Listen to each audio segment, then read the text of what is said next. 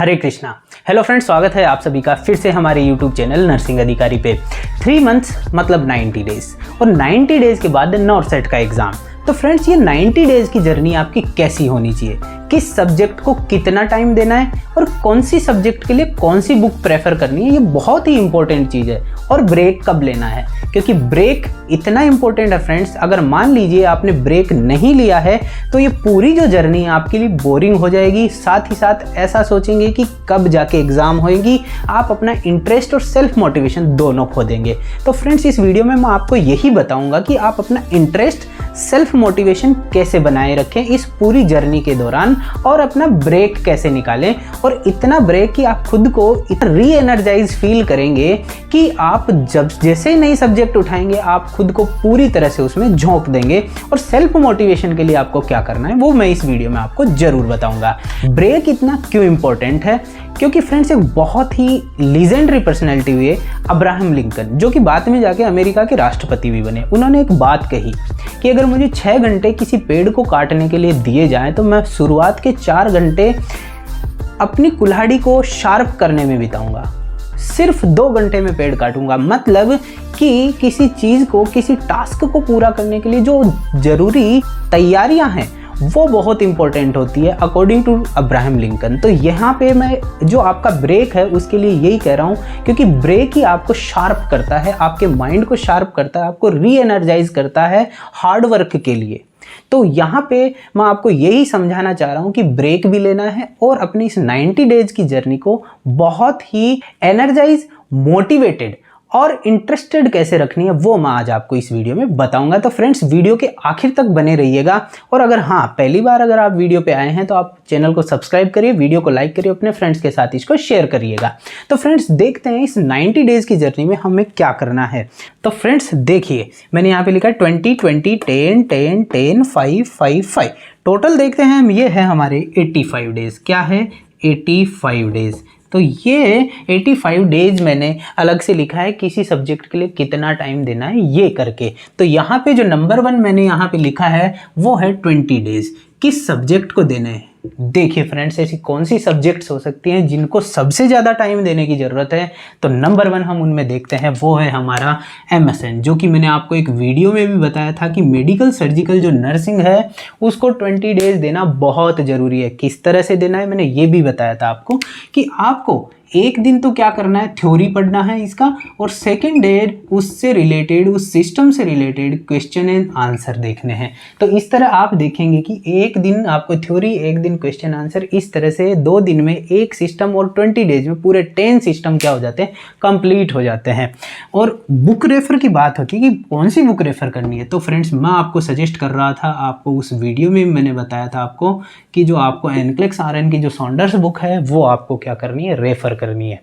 Question answer के लिए आपको क्या करना है कि ऐसी कोई भी बुक रेफर कर सकते हैं जिसके अंदर सिस्टम वाइज क्या है, क्वेश्चन आंसर्स दे रखे हैं। तो हम देखते हैं कि मेडिकल सर्जिकल नर्सिंग को हम देंगे 20 days, 1 day theory, 1 day question answer. कौन सी बुक प्रेफर करनी है थ्योरी के लिए? सॉन्डर्स बुक प्रेफर करनी है। क्वेश्चन आंसर किसी से भी कर सकते हो। नेक्स्ट जो है हमारा 20 डेज का प्लान, वो है हमारा OBG का। किसका है? OBG, obstetric and gynaecology. OBG को कितना दिन देना है? 20 डेज। ये भी सब्जेक्ट देखिए फ्रेंड्स किसके बराबर है? MSN के बराबर। देखिए ये 2 ही सब्जेक्ट ऐसी है जिनको इतना टाइम देना पड़ता है, और इस टाइम का देखिए इतना फ़ायदा है कि इन दोनों सब्जेक्ट से रिलेटेड जो कॉन्सेप्ट हैं वो और जितने भी ये जो सब्जेक्ट्स हैं इन पे भी क्या करते हैं, एक दूसरे में ओवरलैप होते हैं। जैसे कि मेडिकल सर्जिकल नर्सिंग एस्पेक्ट से हम देखें कि इसके जो कॉन्सेप्ट है वो आपको फंडामेंटल में काम आते हैं, आप देखते हैं कि पीडियाट्रिक्स में भी काम आते हैं। तो इसलिए आपका जो बेसिक है वो मेडिकल सर्जिकल नर्सिंग में आपने अगर मान लीजिए अच्छे से कवर कर लिया है तो आपको फंडामेंटल और पीडियाट्रिक्स के अंदर वो चीज़ें अप्लाई होगी तो आप क्या करेंगे, खुद को एकदम इजी फील करेंगे। तो यहाँ पे बहुत ही इंपॉर्टेंट है MSN के अंदर 20 डेज देना। और नेक्स्ट जो सब्जेक्ट है हमारा OBG के अंदर भी हमारे को 20 डेज देना बहुत ज़रूरी है, क्योंकि ये इसके अंदर इतने लेंदी चैप्टर्स हैं, जैसे कि APH हो गया, PPH हो गया, हम देखते हैं PIH हो गया, प्रेगनेंसी इंड्यूस्ड हाइपरटेंशन जो होता है, जिसमें एक्लेम्सिया आ गया, प्री एक्लेम्सिया हो गया, ये सब चीज़ें आती है। साथ ही साथ परप्यूरियम और फीटल स्कल के डायमीटर्स हो गए, फीमेल पेल्विस हो गया, फीटल सर्कुलेशन हो गया। तो इस तरह से बहुत लेंदी चैप्टर्स है, कॉन्ट्रासेप्शन हो गया। तो ये बड़े बड़े चैप्टर्स हैं जिनको एक दिन में अगर आप एक चैप्टर करते हैं और पूरे के पूरे क्वेश्चन आंसर्स को अगर मान लीजिए आप लेके बैठ जाते हैं तो कहीं ना कहीं 20 डेज में आराम से कवर कर सकते हैं। 20 डेज का टाइम इतना टाइम होता है, देखिए फ्रेंड्स, एक महीने से थोड़ा कम, ठीक है, एक महीने से थोड़ा कम ही होता है 20 डेज। इसलिए हम कहते हैं कि बहुत टाइम है एक सब्जेक्ट को कवर करने के लिए। मैं तो ये देखता हूँ कि इस टाइम पे इतना एनर्जाइज होते हैं बच्चे कि वो पूरी सब्जेक्ट को 20 डेज नहीं, वो 10-15 डेज में ही कवर कर लेते हैं, ठीक है। तो यहाँ पे मैं आपको ये कहूँगा कि ये जो ओबीजी है हमारी, उसको हम देंगे 20 डेज। क्या बुक प्रेफर करनी है? देखिए फ्रेंड्स, बुक जो प्रेफर करनी है वो है, देखिए मैं आपको ओबीजी से रिलेटेड एक बुक बताता हूँ, DC दत्ता।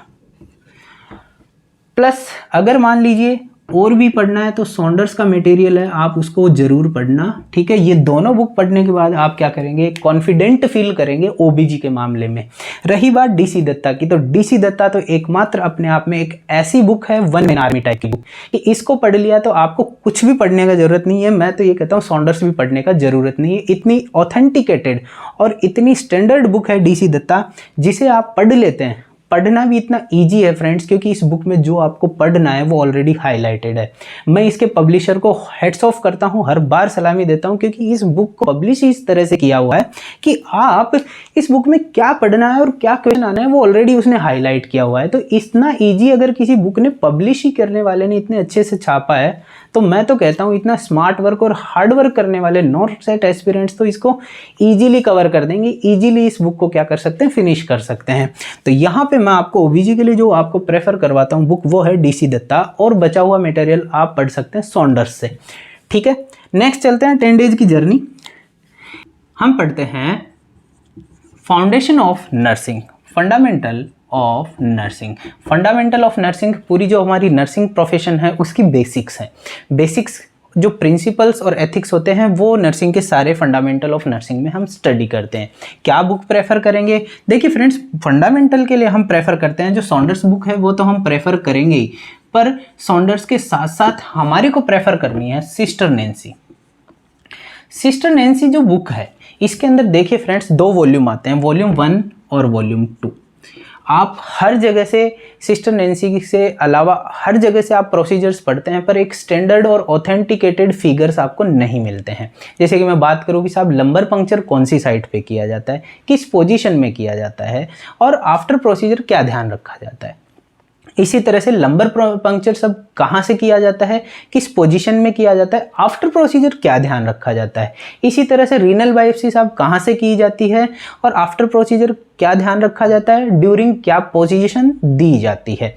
इसी तरह से हर एक सिस्टम की जो प्रोसीजर होती है वो आप देखते हैं कि हर जगह दी हुई है, बट उनसे रिलेटेड इंफॉर्मेशन या तो कम है या फिर स्टैंडर्ड या ऑथेंटिकेटेड नहीं होती हैं। तो मैं आपको ये कह रहा हूँ कि सिस्टर नैन्सी का जो वॉल्यूम 2 है आप उसमें देखिए हर एक सिस्टम की, जैसे भले ही वो थोरासेंटेसिस हो, एब्डोमिनल पैरासेंटेसिस हो, लिवर बायोप्सी हो, रीनल बायोप्सी हो, लंबर पंक्चर हो, सिस्टर्नल पंक्चर हो, इन सभी प्रोसीजर्स की एक स्टैंडर्ड प्रोसीजर, कौन सी पोजीशन इनमें देते हैं वो, आफ्टर प्रोसीजर क्या केयर करनी होती है वो, ये सब चीज़ें सिस्टर नैन्सी के वॉल्यूम 2 में दी हुई है। आप उनको पढ़िए, वो एकदम स्टैंडर्ड है और ऑथेंटिकेटेड है। इसके अलावा सिस्टर नैन्सी के वॉल्यूम 2 में और क्या है, देखिए कास्ट, स्प्लिंट्स, ट्रैक्शंस, प्लास्टर्स, ये सब चीज़ें इसमें दे रखी है।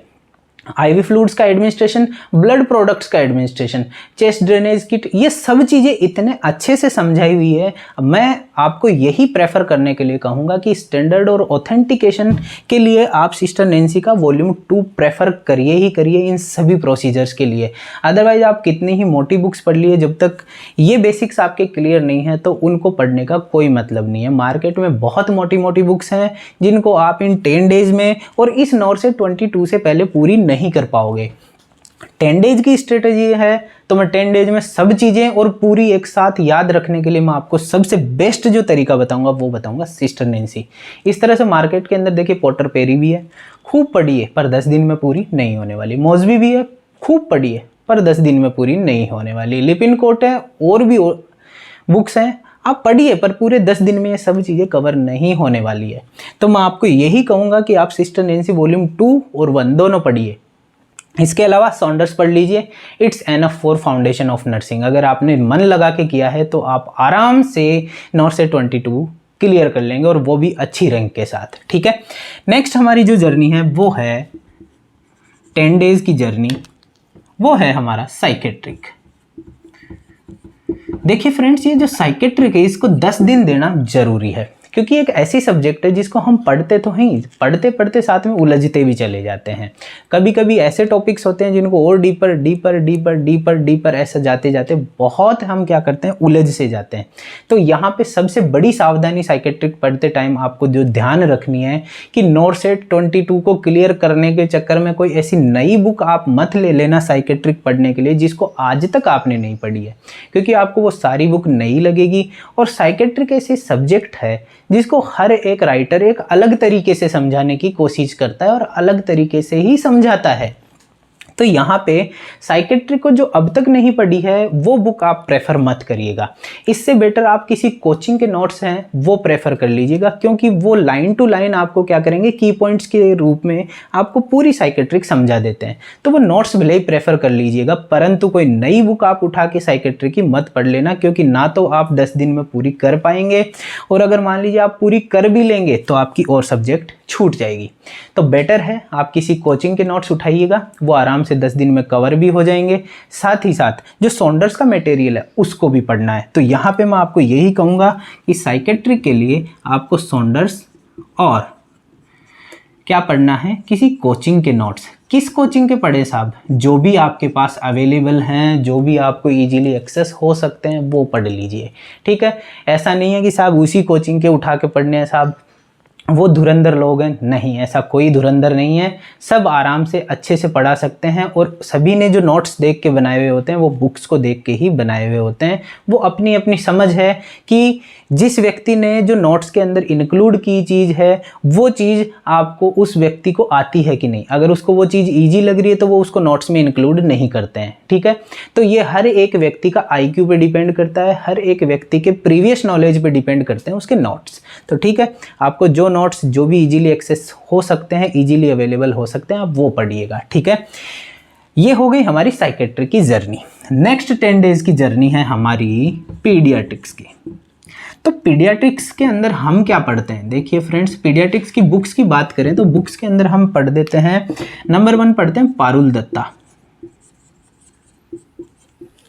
पारुल दत्ता एकेडमिक में सब ने पढ़ी है, अगर नहीं भी पढ़ी है तो भी देखिए फ्रेंड्स ये बहुत ही स्टैंडर्ड बुक है नर्सिंग के लिए, पीडियाट्रिक नर्सिंग के लिए। ठीक है, कई लोगों ने घई पढ़ी है। देखिए फ्रेंड्स, घई पढ़ी है, बहुत अच्छी बात है। और जिन्होंने घई पढ़ी है मैं 100% उनको दावे के साथ कह सकता हूँ, उन्होंने अपना 50% जो कंपटीशन है उससे वो उन्होंने खुद को आगे कर लिया है, खुद को ओवरकम कर लिया है। अब उनके लिए सिर्फ 50% कंपटीशन रह गया है।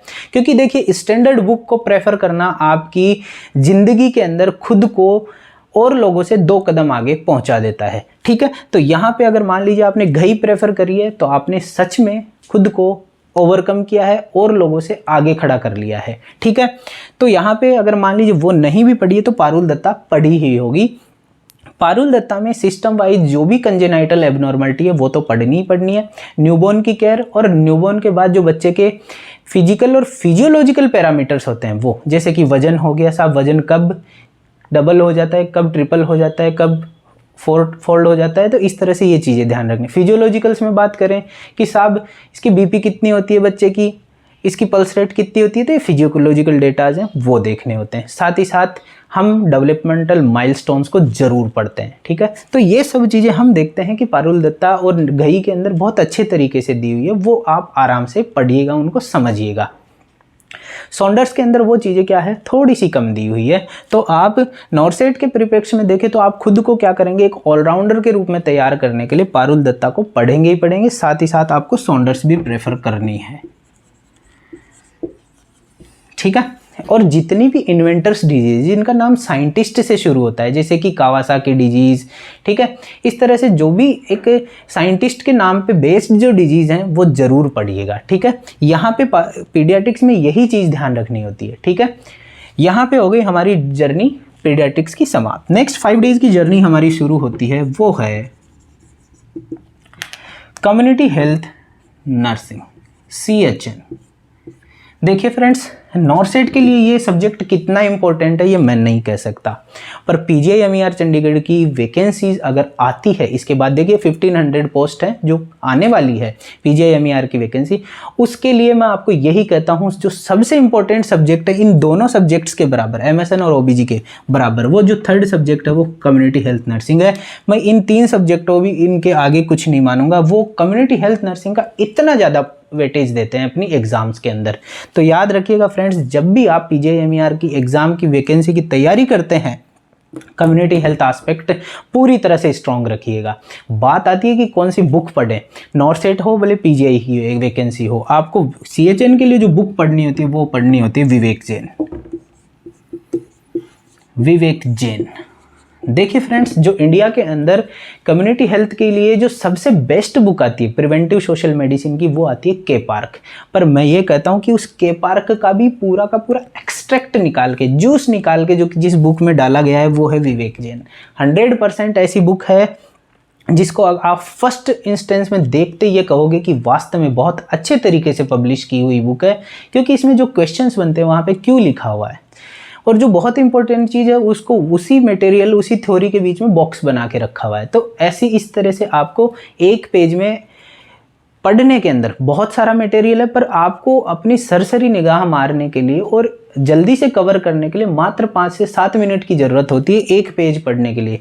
तो इस तरह से कम्युनिटी हेल्थ नर्सिंग के लिए अगर आप विवेक जैन प्रेफर करते भी हैं तो आपको मात्र 8 से 10 चैप्टर हैं वो पढ़ने हैं। तो एक दिन में 2 चैप्टर आराम से करके आप पढ़ सकते हैं और उतना ही नॉर्सेट के लिए एनफ है। ठीक है, ये आपको खुद को देखना है कि उसमें से कौन कौन से चैप्टर्स पढ़ने हैं। देखिए फ्रेंड्स, जो चैप्टर्स पढ़ने हैं उनमें से देखिए कम्युनिकेबल नॉन कम्युनिकेबल डिजीज़, ये बहुत ही इंपॉर्टेंट चीज़ है, ऐसी चीज़ें पढ़नी ही पढ़नी है। ठीक है, तो आप आराम से उसके अंदर से देख लेंगे, क्योंकि आपने अभी तक सिलेबस को जिस तरह से पढ़ा है तो आप आसानी से ये जज कर सकते हैं कि मुझे कौन कौन से चैप्टर्स इसमें से पढ़ने। वो बहुत मोटी बुक है जो कि बनाई गई है पीजी की एग्ज़ाम्स के लिए, पर स्टैंडर्ड और ऑथेंटिकेटेड चीज़ों की बात आती है तो हम स्टैंडर्ड फिगर उठाने के लिए कोई ना कोई स्टैंडर्ड बुक ही प्रेफर करेंगे। तो ये स्टैंडर्ड बुक्स हैं, आप, मैं आशा करता हूँ यही प्रेफर करिएगा। ठीक है, तो यहाँ हो गई विवेक जैन की बात कम्युनिटी हेल्थ एंड नर्सिंग के एस्पेक्ट में। नेक्स्ट चलते हैं 5 डेज़ की जर्नी, वो हमारी शुरू होती है न्यूट्रिशन के लिए। न्यूट्रिशन आराम से 2 दिन में होने वाला सब्जेक्ट है पूरा, प्लस इसके साथ आप बायोकेमिस्ट्री और माइक्रोबायोलॉजी का जो थोड़ा सा एस्पेक्ट है वो आप पढ़िएगा। देखिए बायोकेमिस्ट्री और माइक्रोबायोलॉजी में आप क्या क्या पढ़ते हैं, देखिए माइक्रोबायोलॉजी में आप स्टरलाइजेशन, डिसइंफेक्शन, ये सब चीज़ें पढ़ते हैं। साथ ही साथ माइक्रोबायोलॉजी में ये भी देखते हैं कि बैक्टीरिया, वायरसेज, प्रोटोजोआ, इनका क्लासिफिकेशन, ठीक है, ये क्या क्या होते हैं, इनकी क्या क्या स्पेसिफिकेशंस होती हैं, वो सब आप इसके अंदर देखते हैं माइक्रोबायोलॉजी में। बायोकेमिस्ट्री में भी ऐसे कुछ एक चैप्टर्स हैं, आप उनको भी देखते हैं। न्यूट्रिशन के अंदर हम क्या देखते हैं, न्यूट्रिशन देखिए फ्रेंड्स कहाँ से पढ़ें, ये बहुत इंपॉर्टेंट चीज़ है। बहुत मोटी मोटी बुक्स आती हैं, क्या पढ़ें, बहुत कोचिंग के नोट्स हैं वो इनसफिशिएंट है, क्या करें। तो ऐसी सिचुएशन में देखिए विद इन 20 पेज में जो कवर की हुई है पूरी न्यूट्रिशन, वो एक ऐसी बुक है जिसको 20 पेज पढ़िए, आपकी न्यूट्रिशन पूरी ज़िंदगी के लिए क्या हो जाती है, रेडी हो जाती है। आप किसी भी एग्जाम में जाके बैठ जाइए, न्यूट्रिशन का क्वेश्चन नहीं छोड़ेंगे। वो कौन सी बुक है जिसके लिए आपको न्यूट्रिशन पढ़ना होता है, ये वही बुक है फ्रेंड्स, एक विवेक जैन, जिसके अंदर आप न्यूट्रिशन और कम्युनिटी हेल्थ दोनों कवर करते हैं। तो ये विवेक जैन जो बुक है फ्रेंड्स, ये इसका एक चैप्टर है जो न्यूट्रिशन से रिलेटेड है, वो ऐसा चैप्टर है आप उसके अंदर एक बार आप उसको पढ़ लेंगे तो और किसी कोचिंग के नोट्स और किसी बुक को पढ़ने की ज़रूरत नहीं है। इतने अच्छे तरीके से एक्सट्रैक्ट है एक तरह का, हर चीज़ का, हर एक बुक का, मोटी से मोटी बुक का एक्सट्रैक्ट इन्होंने निकाल के 25 पेज में दे दिया, और वो अपनी नॉर्सेट के लिए बहुत एनफ नहीं, फार एनफ है। ठीक है, तो इस तरह से मैं कहूँगा कि आप न्यूट्रिशन के लिए क्या पढ़ें, विवेक जैन पढ़ें। बायोकेमिस्ट्री और माइक्रोबायोलॉजी के लिए आपको क्या पढ़ना है, आप क्या करिए, जो आपने एकेडमिक में पढ़ा है वो थोड़ा थोड़ा देख लीजिएगा। ठीक है, लास्ट जो हमारे 5 डेज बचते हैं, इनमें क्या करते हैं, रिसर्च, एडमिनिस्ट्रेशन, मैनेजमेंट, सीईटी और नर्सिंग एजुकेशन से रिलेटेड। तो फ्रेंड्स ये सभी सब्जेक्ट हैं, बहुत ही छोटे छोटे चैप्टर्स हैं, उनके अंदर वो आप पढ़ेंगे कौन से चैप्टर्स, सिर्फ वो चैप्टर्स आपको पढ़ने हैं जो लास्ट ईयर्स के क्वेश्चन पेपर जब आपने सोल्व किए थे तो उनमें किन किन चैप्टर्स में से क्वेश्चन आए थे, मात्र वो चैप्टर्स। इस तरह आप देखते हैं कि 200 क्वेश्चन के पेपर में मात्र 1-2 क्वेश्चन एक इन सब्जेक्ट्स में से मिलते हैं, तो आप वो चैप्टर्स पूरी तरह कवर कर लीजिए, जैसे कि रिसर्च के टाइप्स हो गए, पोस्ट कोब क्या होता है, ये सब चीज़ें आपको कवर करनी है, ठीक है। तो इस तरह से आप 5 डेज के अंदर ये सब्जेक्ट्स सारी की सारी आराम से कवर कर सकते हैं। क्या पढ़ेंगे? बुक्स की बात करते हैं तो हम इनके अंदर पढ़ते हैं वो सभी एकेडमिक्स बुक्स जो हमने बीएससी नर्सिंग या जीएनएम के दौरान पढ़ी थी। तो ठीक है सर फ्रेंड्स, ये एकेडमिक बुक्स को यहाँ पे प्रीफर इसमें करना है। इस तरह आप देखते हैं कि ये हमारी सारी सब्जेक्ट और सारे 85 डेज की जर्नी यहाँ पे खत्म होती है। अब बात आती है, देखिए फ्रेंड्स, हमने रेस्ट कब लिया, ब्रेक कब लिया, वही तो बहुत इंपॉर्टेंट है, जो कि मैं वीडियो के शुरू में यही कह रहा था कि ब्रेक कब लेना है। तो यहाँ पे देखिए जितनी भी मेजर सब्जेक्ट्स हैं वो लंबा टाइम ले रही है। क्या कर रही है? लंबा टाइम, जैसे कि 20 डेज है। 20 डेज की आप एक कंटिन्यूस सब्जेक्ट को पढ़ रहे हैं, ब्रेक की जरूरत है आपको। फर्स्ट जो ब्रेक लेना है वो यहाँ लेना है, 1 डे ब्रेक, ठीक है। सेकेंड ब्रेक लेना है इस 20 डेज की जर्नी के बाद। आराम से एक दिन खुद को रेस्ट दीजिए, ब्रेक दीजिए, मूवी देखिए, खुद को चिल करिए, बाहर जाइए, घूमिए, आराम से देखिए सब कुछ जो आपको करना है, खुद को रिवार्ड दीजिए एक कंप्लीशन के लिए, ठीक है। थर्ड आप लेते हैं यहाँ पे फंडामेंटल ऑफ नर्सिंग कंप्लीशन पे, फोर्थ लेते हैं साइकेट्री पे, फिफ्थ लेते हैं पीडियाट्रिक्स पे, ठीक है। तो इस तरह से आप एक एक सब्जेक्ट के कंप्लीशन पे क्या करते हैं, एक एक दिन का ले लेते हैं ब्रेक। ये हो गए 5 डेज के ब्रेक, ठीक है। अब ये जो 5 डेज की जो है सब्जेक्ट्स, इनके बीच में देखिए इतना ब्रेक लेने की ज़रूरत नहीं है, क्योंकि एक तो छोटी छोटी सब्जेक्ट्स है और बहुत ज़्यादा टाइम है। यहाँ पे आप खुद को ब्रेक इसी के अंदर निकाल सकते हैं जहाँ पे आप इनकी प्रिपरेशन कर रहे हैं उसी दौरान। मेजर जहाँ पे आपको ज़रूरत थी ब्रेक्स की वो ये मेजर सब्जेक्ट्स थी, वहाँ पे मैंने आपको ब्रेक बताया 1 डे का। इस तरह से आप ब्रेक भी ले पाएंगे, साथ ही साथ अपनी सब्जेक्ट के कंप्लीशन का खुद को रिवार्ड भी देंगे, आप एनर्जाइज भी हो जाएंगे। सेल्फ मोटिवेशन कैसे बनाए रखना है मैंने आपको बताया था। देखिए सेल्फ मोटिवेशन बनाने के लिए मैं आपको ये कहता हूं कि जिस एम्स के अंदर आप क्या करना है, जॉब करनी है, जहां पे आपको नर्सिंग ऑफिसर बनना है, उस एम्स का फोटो लीजिए और उसे फोटोकॉपी की शॉप पे जाइए, एक अच्छा प्रिंट आउट निकलवाइए, कलर प्रिंट आउट, और उसे जहां आप बैठ के स्टडी करते हैं वहां चिपकाइए, या जिस रूम में आप स्लीपिंग करते हैं वहां चिपकाइए, ठीक है। आप क्या करेंगे, उसे देखते रहेंगे, तो जब भी अपनी आप स्टडी शुरू करेंगे आप उसे देखेंगे। आप 24 घंटे उस रूम के अंदर रहते हैं तो आप 24 घंटे उसे देखेंगे। अपने ड्रीम को आप क्या करेंगे, धीरे धीरे धीरे धीरे आत्मसात कर लेंगे। आपको ये एक एनर्जी भी देगा, आपको मोटिवेशन भी देगा। ये तो होगी एक बड़ी फोटो की बात। सेकंड आप क्या करेंगे, छोटी छोटी 8 से 10 फोटोज और प्रिंट लीजिए उसका। वो कहाँ चिपकानी है, वो आपकी हर एक सब्जेक्ट पे जो आपको पढ़नी है उनके फर्स्ट पेजेस पे, ठीक है। फर्स्ट पेज पे इसलिए चिपकानी है क्योंकि जैसे ही आप स्टडी शुरू करेंगे, उस बुक को खोलेंगे, उस बुक से खोलने से पहले आप क्या देखेंगे, उस एम्स का फोटो देखेंगे, खुद को मोटिवेट फील कराएंगे, फिर आप स्टडी करेंगे, एनर्जी के साथ आपकी स्टडी शुरू होएगी। इस तरह से आप कंटिन्यूसली खुद को सेल्फ मोटिवेटेड रखते हैं। तो इस तरह से आप खुद का मोटिवेशन और खुद की एनर्जी भी बनाए रखेंगे, साथ ही साथ पूरी जर्नी में ब्रेक भी मिल गया। तो यही हमारे टारगेट्स थे जो मैंने वीडियो के शुरू में आपको बताए थे। तो फ्रेंड्स आशा करता हूँ ये वीडियो आपको जरूर पसंद आया होगा। अगर ये वीडियो पसंद आया तो अपने फ्रेंड्स के साथ इसको शेयर करिए। चैनल पे पहली बार आए तो चैनल को सब्सक्राइब करिए, वीडियो को लाइक करिए, और अगर अभी तक आपने हमारे फेसबुक पेज और इंस्टाग्राम पेज को फॉलो नहीं किया है नर्सिंग अधिकारी को, तो आप फॉलो करिए। साथ ही साथ टेलीग्राम चैनल को भी ज्वाइन करिए, जहाँ पे मैं बहुत सारे नोट्स, पीडीएफ और स्टडी मटेरियल और वैकेंसीज की इन्फॉर्मेशन डालता रहता हूँ। तो फ्रेंड्स मिलते हैं अगले वीडियो में, तब तक के लिए धन्यवाद।